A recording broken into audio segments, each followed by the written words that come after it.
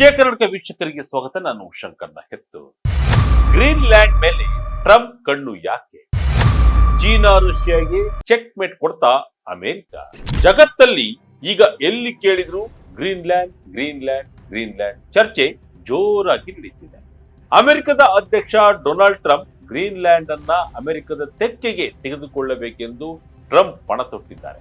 ಕೇವಲ 55,000 ಜನಸಂಖ್ಯೆ ಇರುವ ಗ್ರೀನ್ಲ್ಯಾಂಡ್ ಅನ್ನ ವಶಪಡಿಸಿಕೊಳ್ಳಲು ಟ್ರಂಪ್ ಇಡೀ ವಿಶ್ವವನ್ನೇ ಎದುರು ಹಾಕಿಕೊಳ್ಳುತ್ತಿದ್ದಾರೆ. ಸುಂಕ ಸಮರ, ಯುದ್ಧಕ್ಕೆ ಸಿದ್ಧವಾಗುತ್ತಿದ್ದಾರೆ. ಇದರ ನಡುವೆ ದಾವೋಸ್ನಲ್ಲಿ ನಡೆದ ವರ್ಲ್ಡ್ ಎಕನಾಮಿಕ್ ಫೋರಂನಲ್ಲಿ ಗ್ರೀನ್ಲ್ಯಾಂಡ್ ವಿಚಾರವಾಗಿ ದೊಡ್ಡ ಹೈಡ್ರಾಮಾ ನಡೆದಿದೆ. ಈ ಬೆಳವಣಿಗೆಯಿಂದ ಡೆನ್ಮಾರ್ಕ್ ಮತ್ತು ಗ್ರೀನ್ಲ್ಯಾಂಡ್ ನಾಯಕರು ಕೆಂಡಮಂಡಲವಾಗಿದ್ದು ಅಮೆರಿಕದ ಈ ನಡೆ ಅಟ್ಲಾಂಟಿಕ್ ಸಂಬಂಧಗಳನ್ನೇ ಮುರಿದು ಹಾಕಬಹುದು ಎಂದು ಎಚ್ಚರಿಸಿದ್ದಾರೆ. ಅದಲ್ಲದೆ ಟ್ರಂಪ್ ಇದೇ ವೇಳೆ ಕೆನಡಾಗೆ ವಾರ್ನಿಂಗ್ ನೀಡಿದ್ದು ಚೀನಾ ಅದನ್ನ ನುಂಗಿ ಹಾಕಲಿದೆ ಎಂದಿದ್ದಾರೆ. ಹಾಗಾದರೆ ಟ್ರಂಪ್ ರವರಿಗೆ ಗ್ರೀನ್ಲ್ಯಾಂಡ್ ಯಾಕೆ ಬೇಕು? ಇದರ ಹಿಂದೆ ಇರುವ ಅಸಲಿ ರಹಸ್ಯವೇನು ಎಂಬುದನ್ನ ಈ ವಿಡಿಯೋದಲ್ಲಿ ಡೀಟೇಲ್ ಆಗಿ ನೋಡೋಣ ಬನ್ನಿ. ಗೋಲ್ಡನ್ ಡೋಮ್ಗಾಗಿ ಗ್ರೀನ್ಲ್ಯಾಂಡ್ ಬೇಕು. ಕೆನಡಾ, ಯುರೋಪ್ ವಿರೋಧ, ಟ್ರಂಪ್ ಆಕ್ರೋಶ. ಹೌದು, ಗ್ರೀನ್ಲ್ಯಾಂಡ್ ಎಂಬ ದ್ವೀಪ ಈಗ ಜಗತ್ತಿನ ಆಕರ್ಷಣೆಯಾಗಿದೆ. 80% ಸಂಪೂರ್ಣ ಹಿಮದಿಂದಲೇ ಆವೃತಗೊಂಡಿರುವ ಗ್ರೀನ್ಲ್ಯಾಂಡ್ ಅನ್ನ ಟ್ರಂಪ್ ವಶಪಡಿಸಿಕೊಳ್ಳಲು ಮುಂದಾಗಿದ್ದಾರೆ. ಇದು ಜಗತ್ತಿನ ಹಲವು ರಾಷ್ಟ್ರಗಳನ್ನ ಕೆರಳಿಸಿದ್ದು ಅವು ಅಮೆರಿಕದ ವಿರುದ್ಧ ತಿರುಗಿ ಬಿದ್ದಿವೆ. ಇನ್ನು ಗ್ರೀನ್ಲ್ಯಾಂಡ್ ವಿಚಾರದಲ್ಲಿ ಟ್ರಂಪ್ ಇಷ್ಟು ಆಸಕ್ತಿ ತೋರುತ್ತಿರುವುದಕ್ಕೆ ಮುಖ್ಯ ಕಾರಣ ಅವರ ಮಹತ್ವಾಕಾಂಕ್ಷೆಯ ಗೋಲ್ಡನ್ ಡೋಮ್ ಯೋಜನೆ. ಇದು ಅಮೆರಿಕ ನಿರ್ಮಿಸಲು ಉದ್ದೇಶಿಸಿರುವ ಬೃಹತ್ ಮಿಸೈಲ್ ಡಿಫೆನ್ಸ್ ಸಿಸ್ಟಮ್ ಆಗಿದೆ. ಈ ರಕ್ಷಣಾ ಕವಚವನ್ನ ಗ್ರೀನ್ಲ್ಯಾಂಡ್ ಮೇಲೆ ನಿರ್ಮಿಸಿದ್ರೆ ಅದು ಅಮೆರಿಕಕ್ಕೆ ಮಾತ್ರವಲ್ಲ, ಕೆನಡಾಗೂ ರಕ್ಷಣೆ ನೀಡುತ್ತದೆ ಎಂಬುದು ಟ್ರಂಪ್ ವಾದ. ಆದರೆ ಕೆನಡಾ ಈ ಯೋಜನೆಗೆ ವಿರೋಧ ವ್ಯಕ್ತಪಡಿಸಿದೆ. ಇದು ಟ್ರಂಪ್ ಅನ್ನ ಕೆರಳಿಸಿದೆ. ಈ ಹಿನ್ನೆಲೆಯಲ್ಲಿ ಟ್ರಂಪ್ ಕೆನಡಾದ ವಿರುದ್ಧ ನೇರ ವಾಗ್ದಾಳಿ ನಡೆಸಿದ್ದಾರೆ. ತಮ್ಮ ಸಾಮಾಜಿಕ ಜಾಲತಾಣ ಟ್ರೂತ್ ಸೋಷಿಯಲ್ ನಲ್ಲಿ ಪೋಸ್ಟ್ ಮಾಡಿರುವ ಟ್ರಂಪ್ ಕೆನಡಾಕ್ಕೆ ಗೋಲ್ಡನ್ ಡೋಮ್ ರಕ್ಷಣೆ ನೀಡಲಿದ್ದರೂ ಅವರು ಅದನ್ನ ವಿರೋಧ ಮಾಡ್ತಾ ಇದ್ದಾರೆ. ಬದಲಿಗೆ ಚೀನಾದ ಜೊತೆ ವ್ಯಾಪಾರ ಮಾಡಲು ಮುಂದಾಗಿದ್ದಾರೆ. ಚೀನಾ ಅವರನ್ನ ಒಂದೇ ವರ್ಷದಲ್ಲಿ ನುಂಗಿ ಹಾಕಲಿದೆ ಎಂದು ಕಿಡಿಕಾರಿದ್ದಾರೆ. ಅಷ್ಟೇ ಅಲ್ಲ, ಕೆನಡಾದ ಮಾಜಿ ಬ್ಯಾಂಕರ್ ಹಾಗೂ ರಾಜಕೀಯ ಪ್ರಮುಖ ಮಾರ್ಕ್ ಕಾರ್ನಿರ್ ಅವರು ದಾವೋಸ್ನಲ್ಲಿ ನೀಡಿದ ಹೇಳಿಕೆಗೆ ಟ್ರಂಪ್ ಕೆಂಡಮಂಡಲವಾಗಿದ್ದಾರೆ. ಮಾರ್ಕ್ ಕಾರ್ನಿರ್ ಅವರನ್ನ ತಮ್ಮ ಬೋರ್ಡ್ ಆಫ್ ಪೀಸ್ಗೆ ನೀಡಿದ್ದ ಆಹ್ವಾನವನ್ನ ಟ್ರಂಪ್ ಹಿಂಪಡೆದಿದ್ದಾರೆ. ಅಮೆರಿಕದಿಂದಾಗಿ ಕೆನಡಾ ಬದುಕಿದೆ. ಕೆನಡಾಕ್ಕೆ ಅಮೆರಿಕದ ಸಾಕಷ್ಟು ಉಚಿತ ಕೊಡುಗೆಗಳು ಸಿಗುತ್ತಿವೆ. ಅವರು ಕೃತಜ್ಞರಾಗಿರಬೇಕು ಎಂದು ಟ್ರಂಪ್ ಹೇಳಿರುವುದು ಈಗ ಕೆನಡಾ ಮತ್ತು ಅಮೆರಿಕದ ನಡುವಿನ ಸಂಬಂಧದಲ್ಲಿ ಬಿರುಕು ಮೂಡಿಸಿದೆ. ಗ್ರೀನ್ಲ್ಯಾಂಡ್ ಮಂಜಿನ ದ್ವೀಪದ ಮಹತ್ವ, ಖನಿಜ ಸಂಪತ್ತು, ರಷ್ಯಾ ಚೀನಾ ಭೀತಿ, ಇದೆಲ್ಲ ಇಲ್ಲಿಯವರೆಗಿನ ಡೆವಲಪ್ಮೆಂಟ್ ಆಯ್ತು. ಈಗ ಮೇನ್ ವಿಷಯಕ್ಕೆ ಬರೋಣ. ಅಸಲಿಗೆ ಗ್ರೀನ್ಲ್ಯಾಂಡ್ ಅಮೆರಿಕಕ್ಕೆ ಯಾಕೆ ಇಷ್ಟೊಂದು ಮುಖ್ಯ? ಈ ಪ್ರಶ್ನೆಗೆ ಉತ್ತರ ಅದರ ಭೌಗೋಳಿಕ ಸ್ಥಾನ ಮತ್ತು ಅಲ್ಲಿರುವ ಸಂಪತ್ತು. ಗ್ರೀನ್ಲ್ಯಾಂಡ್ ಆರ್ಕ್ಟಿಕ್ ಪ್ರದೇಶದಲ್ಲಿದ್ದು ಸುಮಾರು 2.2 ಮಿಲಿಯನ್ ಚದರ ಕಿಲೋಮೀಟರ್ ವಿಸ್ತೀರ್ಣ ಹೊಂದಿದೆ. ಇದು ಜರ್ಮನಿಗಿಂತ 6 ಪಟ್ಟು ದೊಡ್ಡದಾಗಿದೆ. ಉತ್ತರ ಅಮೆರಿಕ ಮತ್ತು ಆರ್ಕ್ಟಿಕ್ ನಡುವೆ ಇರುವ ಈ ದ್ವೀಪ ಕ್ಷಿಪಣಿ ದಾಳಿಯ ಮುನ್ಸೂಚನೆ ನೀಡಲು ಮತ್ತು ಹಡಗುಗಳ ಸಂಚಾರದ ಮೇಲೆ ಕಣ್ಣಿಡಲು ಅತ್ಯಂತ ಆಯಕಟ್ಟಿನ ಜಾಗವಾಗಿದೆ. ಶೀತಲ ಸಮರದ ಸಮಯದಿಂದಲೂ ಅಮೆರಿಕ ಇಲ್ಲಿ ಪಿಟುಪಿಕ್ ಸ್ಪೇಸ್ ಬೇಸ್ ಅನ್ನ ನಿರ್ವಹಿಸುತ್ತಿದೆ. ಇದು ಅಮೆರಿಕದ ರಕ್ಷಣೆಗೆ ಕಣ್ಗಾವಲು ಇದ್ದಂತೆ. ಆದರೆ ಈಗ ಟ್ರಂಪ್ ಕಣ್ಣು ಬರೀ ರಕ್ಷಣೆಯ ಮೇಲಲ್ಲ, ಅಲ್ಲಿನ ಸಂಪನ್ಮೂಲಗಳ ಮೇಲೂ ಇದೆ. ಗ್ರೀನ್ಲ್ಯಾಂಡ್ ನಲ್ಲಿ ಅಪಾರ ಪ್ರಮಾಣದ ರೇರ್ ಅರ್ತ್ ಮಿನರಲ್ಸ್, ಯುರೇನಿಯಂ, ಕಬ್ಬಿಣ, ತೈಲ ಮತ್ತು ಅನಿಲ ನಿಕ್ಷೇಪಗಳಿವೆ. ಚೀನಾ ಮತ್ತು ರಷ್ಯಾ ಈ ಪ್ರದೇಶದಲ್ಲಿ ತಮ್ಮ ಪ್ರಾಬಲ್ಯ ಹೆಚ್ಚಿಸಿಕೊಳ್ಳುತ್ತಿವೆ ಎಂದು ಟ್ರಂಪ್ ಪದೇ ಪದೇ ಹೇಳುತ್ತಿದ್ದಾರೆ. ರಷ್ಯಾದ ಬೆದರಿಕೆಯನ್ನ ಗ್ರೀನ್ಲ್ಯಾಂಡ್ ನಿಂದ ದೂರವಿಡಲು ಡೆನ್ಮಾರ್ಕಿಗೆ ನ್ಯಾಟೋ 20 ವರ್ಷಗಳಿಂದ ಹೇಳುತ್ತಿದೆ. ಆದರೆ ಅವರಿಗೆ ಆಗಿಲ್ಲ. ಈಗ ಅದನ್ನ ಮಾಡುವ ಸಮಯ ಬಂದಿದೆ ಎಂದು ಟ್ರಂಪ್ ಹೇಳಿದ್ದಾರೆ. ಸುಂಕದ ಬೆದರಿಕೆ ರಾತ್ರೋರಾತ್ರಿ ಡೇಲ್. ಯುರೋಪ್ ರಾಷ್ಟ್ರಗಳ ಮೇಲೆ ಟ್ರಂಪ್ ಒತ್ತಡ. ಗ್ರೀನ್ಲ್ಯಾಂಡ್ ವಿಚಾರದಲ್ಲಿ ಯುರೋಪ್ ರಾಷ್ಟ್ರಗಳು ತಮ್ಮ ಮಾತನ್ನ ಕೇಳದಿದ್ದರೆ ಏನಾಗುತ್ತದೆ ಎಂಬುದನ್ನ ಟ್ರಂಪ್ ತಮ್ಮದೇ ಶೈಲಿಯಲ್ಲಿ ತೋರಿಸಿಕೊಟ್ಟಿದ್ದಾರೆ. ಜನವರಿ 17ರಂದು ಟ್ರಂಪ್ ಒಂದು ಬಾಂಬ್ ಸಿಡಿಸಿದ್ದರು.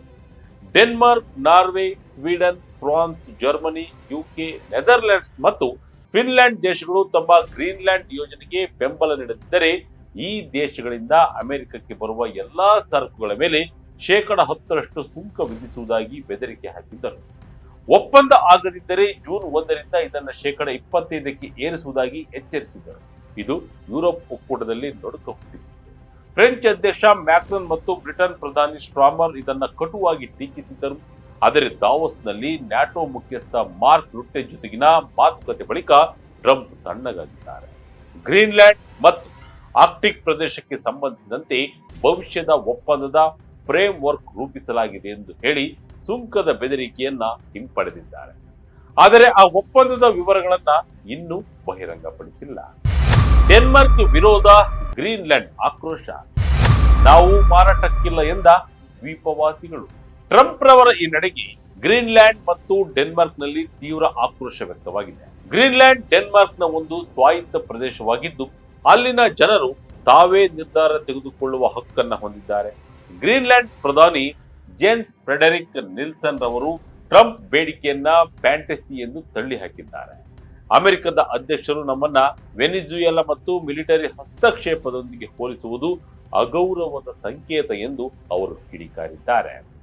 ಗ್ರೀನ್ಲ್ಯಾಂಡ್ನ ರಾಜಧಾನಿ ನ್ಯೂಕ್ನಲ್ಲಿ ಸಾವಿರಾರು ಜನರು ಬೀದಿಗಿಳಿದು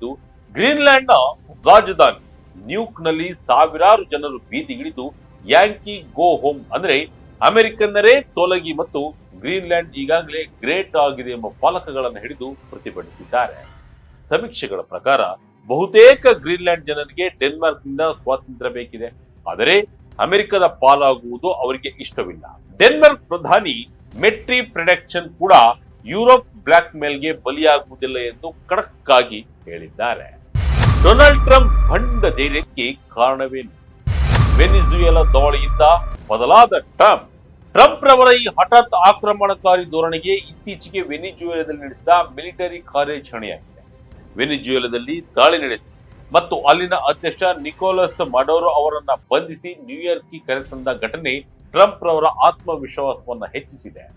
ಈ ಘಟನೆಯ ನಂತರವೇ ಟ್ರಂಪ್ ಗ್ರೀನ್ಲ್ಯಾಂಡ್ ಮೇಲಿನ ಒತ್ತಡವನ್ನ ಹೆಚ್ಚಿಸಿದ್ದಾರೆ. ಅಮೆರಿಕದ ಉಪಾಧ್ಯಕ್ಷ ಜೆಡಿ ವ್ಯಾನ್ಸ್ ಕೂಡ ಮಾರ್ಚ್ ನಲ್ಲಿ ಗ್ರೀನ್ಲ್ಯಾಂಡ್ಗೆ ಭೇಟಿ ನೀಡಿ ಡೆನ್ಮಾರ್ಕ್ ಅಲ್ಲಿನ ರಕ್ಷಣೆಗೆ ಹೂಡಿಕೆ ಮಾಡುತ್ತಿಲ್ಲ ಎಂದು ಆರೋಪಿಸಿದರು. 2019ರಲ್ಲಿ ಟ್ರಂಪ್ ಗ್ರೀನ್ಲ್ಯಾಂಡ್ ಖರೀದಿಸುವ ಇಂಗಿತ ವ್ಯಕ್ತಪಡಿಸಿದ್ದರು. ಆಗ ಅದನ್ನ ತಮಾಷೆಗಾಗಿ ನೋಡಲಾಗಿತ್ತು. ಆದರೆ ಈಗ ಎರಡನೇ ಅವಧಿಯಲ್ಲಿ ಟ್ರಂಪ್ ಅದನ್ನ ಗಂಭೀರವಾಗಿ ಪರಿಗಣಿಸಿದ್ದಾರೆ. ಟ್ರಂಪ್ ನೇಮಿಸಿರುವ ವಿಶೇಷ ಪ್ರತಿನಿಧಿ ಜೆಫ್ ಲ್ಯಾಂಡ್ರಿ ಗ್ರೀನ್ಲ್ಯಾಂಡ್ ಅನ್ನ ಅಮೆರಿಕದ ಭಾಗವನ್ನಾಗಿ ಮಾಡುವ ಬಗ್ಗೆ ಬಹಿರಂಗವಾಗಿ ಮಾತನಾಡ್ತಿದ್ದಾರೆ. ನ್ಯಾಟೋದಲ್ಲಿ ಬಿರುಕು, ರಷ್ಯಾ ಚೀನಾ ಎಂಟ್ರಿ. ಆರ್ಕ್ಟಿಕ್ ನಲ್ಲಿ ಶುರುವಾಯಿತು ಹೊಸ ಶೀತಲ ಸಮರ. ಈ ಎಲ್ಲ ಬೆಳವಣಿಗೆಗಳು ನ್ಯಾಟೋ ಒಕ್ಕೂಟದಲ್ಲಿ ದೊಡ್ಡ ಬಿರುಕನ್ನ ಮೂಡಿಸಿವೆ. ನ್ಯಾಟೋ ಸದಸ್ಯ ರಾಷ್ಟ್ರವಾದ ಡೆನ್ಮಾರ್ಕ್ನ ಪ್ರಾಂತ್ಯವನ್ನೇ ನ್ಯಾಟೋದ ಬಲಿಷ್ಠ ರಾಷ್ಟ್ರವಾದ ಅಮೆರಿಕ ವಶಪಡಿಸಿಕೊಳ್ಳಲು ನೋಡುವುದು ಒಕ್ಕೂಟದ ಅಸ್ತಿತ್ವಕ್ಕೆ ಕುತ್ತು ತಂದಿದೆ. ಇತ್ತೀಚೆಗೆ ಫ್ರಾನ್ಸ್, ಸ್ವೀಡನ್ ಮತ್ತು ಜರ್ಮನಿ ತಮ್ಮ ಸೈನಿಕರನ್ನ ಗ್ರೀನ್ಲ್ಯಾಂಡ್ಗೆ ಕಳುಹಿಸಿ ಅಲ್ಲಿ ಸಮರಾಭ್ಯಾಸ ನಡೆಸಿ ಇದು ಅಮೆರಿಕಕ್ಕೆ ನೀಡಿದ ಪರೋಕ್ಷ ಸಂದೇಶ ಎಂದೇ ವಿಶ್ಲೇಷಣೆ ಮಾಡಲಾಗುತ್ತಿತ್ತು. ಅತ್ತ ರಷ್ಯಾ ತನ್ನ ರಕ್ಷಣೆಗೆ ಆರ್ಕ್ಟಿಕ್ ಪ್ರಮುಖ ಎಂದು ಭಾವಿಸಿದರೆ ಚೀನಾ ತಾನು ನಿಯರ್ ಆರ್ಕ್ಟಿಕ್ ಸ್ಟೇಟ್ ಎಂದು ಘೋಷಿಸಿಕೊಂಡು ಅಲ್ಲಿನ ಹಡಗು ಮಾರ್ಗಗಳ ಮೇಲೆ ಕಣ್ಣಿಟ್ಟಿದೆ. ಹವಾಮಾನ ಬದಲಾವಣೆಯಿಂದ ಮಂಜು ಕರಗುತ್ತಿರುವುದರಿಂದ ಹೊಸ ಹಡಗು ಮಾರ್ಗಗಳು ತೆಗೆದುಕೊಳ್ಳುತ್ತಿವೆ. ಇದು ಆರ್ಕ್ಟಿಕ್ ಪ್ರದೇಶವನ್ನ ಜಾಗತಿಕ ರಾಜಕೀಯದ ಹೊಸ ಕೇಂದ್ರವನ್ನಾಗಿ ಮಾಡಿದೆ. ನ್ಯಾಟೋ ವಕ್ತಾರರ ಪ್ರಕಾರ ಈಗಿನ ಫ್ರೇಮ್ ವರ್ಕ್ ರಷ್ಯಾ ಮತ್ತು ಚೀನಾ ಗ್ರೀನ್ಲ್ಯಾಂಡ್ನಲ್ಲಿ ಎಂದಿಗೂ ನೆಲೆ ಕಳೆದುಕೊಳ್ಳದಂತೆ ಮಾಡುವುದೇ ಆಗಿದೆ. ಗ್ರೀನ್ಲ್ಯಾಂಡ್ಗೂ ಭಾರತಕ್ಕೂ ಏನ್ ಸಂಬಂಧ? ಅಮೆರಿಕದ ನಡೆಯಿಂದ ಭಾರತಕ್ಕೇನು ಲಾಭ? ಇನ್ನು ಭೌಗೋಳಿಕವಾಗಿ ಭಾರತದಿಂದ ಸಾವಿರಾರು ಮೈಲಿ ದೂರದಲ್ಲಿರುವ ಗ್ರೀನ್ಲ್ಯಾಂಡ್ನಲ್ಲಿ ಆಗುತ್ತಿರುವ ಬದಲಾವಣೆಗಳು ಮತ್ತು ಅಲ್ಲಿನ ರಾಜಕೀಯ ಬೆಳವಣಿಗೆಗಳು ಭಾರತಕ್ಕೆ ಅತ್ಯಂತ ಮಹತ್ವದಾಗಿದೆ. ಆರ್ಕ್ಟಿಕ್ ಪ್ರದೇಶದ ಸಾರ್ವಭೌಮತ್ವದಲ್ಲಿ ಭಾರತ ನೇರವಾಗಿ ಭಾಗಿಯಾಗದಿದ್ದರೂ ಜಾಗತಿಕ ಶಕ್ತಿ ಸಮೀಕರಣದಲ್ಲಿನ ಬದಲಾವಣೆಗಳು ಹೊಸ ದಿಲ್ಲಿಯ ಮೇಲೂ ಪ್ರಭಾವ ಬೀರಲಿದೆ. ಅಂತಾರಾಷ್ಟ್ರೀಯ ಇಂಧನ ಸಂಸ್ಥೆ ಪ್ರಕಾರ ಭಾರತವು ತನ್ನ ಅಗತ್ಯದ ಶೇಕಡ 89ರಷ್ಟು ತೈಲ ಮತ್ತು ಸುಮಾರು 50ರಷ್ಟು ನೈಸರ್ಗಿಕ ಅನಿಲವನ್ನ ಆಮದು ಮಾಡಿಕೊಳ್ಳುತ್ತವೆ. ಆರ್ಕ್ಟಿಕ್ ವಲಯದಲ್ಲಿ ಬದಲಾವಣೆಗಳನ್ನ ಜಾಗತಿಕ ಇಂಧನ ಮಾರುಕಟ್ಟೆ ಮತ್ತು ದರ ಏರಿಕೆಯ ಪೂರೈಕೆ ಮೇಲೆ ಪ್ರಭಾವ ಬೀರುತ್ತವೆ. ಹೀಗಾಗಿ ಅಲ್ಲಿನ ರಾಜಕೀಯ ಸ್ಥಿರತೆ ಭಾರತದ ಇಂಧನ ಭದ್ರತೆಗೆ ಪರೋಕ್ಷವಾಗಿ ಅನಿವಾರ್ಯವಾಗಿದೆ. ಗ್ರೀನ್ಲ್ಯಾಂಡ್ನ ಮಂಜುಗೆಡ್ಡೆ ಕರಗುತ್ತಿರುವುದು ಕೇವಲ ಸಮುದ್ರದ ಮಟ್ಟದ ಏರಿಕೆಗೆ ಮಾತ್ರವಲ್ಲದೆ ವಾತಾವರಣದ ಪ್ರವಾಹ ಮಾದರಿಯನ್ನ ಬದಲಾಯಿಸುತ್ತಿದೆ. ಇದು ಭಾರತದ ಕೃಷಿ ಮತ್ತು ಆಹಾರ ಭದ್ರತೆಗೆ ಆಧಾರವಾಗಿರುವ ಮುಂಗಾರು ಮಳೆಯ ಮೇಲೆ ನೇರ ಪರಿಣಾಮ ಬೀರಬಲ್ಲದು. ಭಾರತದ ಅಧಿಕೃತ ಆರ್ಕ್ಟಿಕ್ ನೀತಿ ಕೂಡ ಉತ್ತರ ಧ್ರುವದ ಬದಲಾವಣೆಗಳು ಮತ್ತು ದಕ್ಷಿಣ ಏಷ್ಯಾದ ಹವಾಮಾನದ ನಡುವಿನ ಸಂಬಂಧವನ್ನ ದೃಢಪಡಿಸಿದೆ. 2013ರಿಂದ ಆರ್ಕ್ಟಿಕ್ ಕೌನ್ಸಿಲ್ ನಲ್ಲಿ ಭಾರತವು ವೀಕ್ಷಕ ಸ್ಥಾನಮಾನವನ್ನ ಹೊಂದಿದೆ. ಇದರಲ್ಲಿ ಮತದಾನದ ಹಕ್ಕಿಲ್ಲದಿದ್ದರೂ ಆರ್ಕ್ಟಿಕ್ ಆಡಳಿತ, ಹಡಗು ಸಂಚಾರ ನಿಯಮಗಳು ಮತ್ತು ಸಂಪನ್ಮೂಲಗಳ ಬಳಕೆಯ ಕುರಿತಾದ ಜಾಗತಿಕ ನಿಯಮಗಳನ್ನು ರೂಪಿಸುವಲ್ಲಿ ಭಾರತಕ್ಕೆ ಇದು ಒಂದು ವೇದಿಕೆಯನ್ನು ಕಲ್ಪಿಸಿದೆ. ಈ ವೇದಿಕೆಯಲ್ಲಿ ಸೈಲೆಂಟ್ ಆಗಿದ್ದರೆ ಭವಿಷ್ಯದ ನಿಯಮಾವಳಿಗಳಲ್ಲಿ ಭಾರತ ತನ್ನ ಪ್ರಭಾವವನ್ನು ಕಳೆದುಕೊಳ್ಳುವ ಅಪಾಯವಿದೆ ಎಂದು ವಿಶ್ಲೇಷಕರು ಎಚ್ಚರಿಸಿದ್ದಾರೆ. ಗ್ರೀನ್ಲ್ಯಾಂಡ್ ಪಕ್ಕ ಇರುವ ಸ್ವಾಲ್ಬಾರ್ಡ್ ನಲ್ಲಿ ಹಿಮಾದ್ರಿ ಎಂಬ ಆರ್ಕ್ಟಿಕ್ ರಿಸರ್ಚ್ ಸೆಂಟರ್ ಅನ್ನ ಭಾರತ ಹೊಂದಿದೆ. ಅದಲ್ಲದೆ ಆರ್ಕ್ಟಿಕ್ ನಲ್ಲಿರುವ ಸಮುದ್ರ ಮಾರ್ಗಗಳ ಬಳಕೆಗೆ ಭಾರತವನ್ನ ರಷ್ಯಾ ಆಹ್ವಾನಿಸಿದ್ದು, ಈ ಮಾರ್ಗ ಹಲವು ಕಾರಣಕ್ಕೆ ಭಾರತಕ್ಕೆ ಅನುಕೂಲವಾಗಲಿದೆ.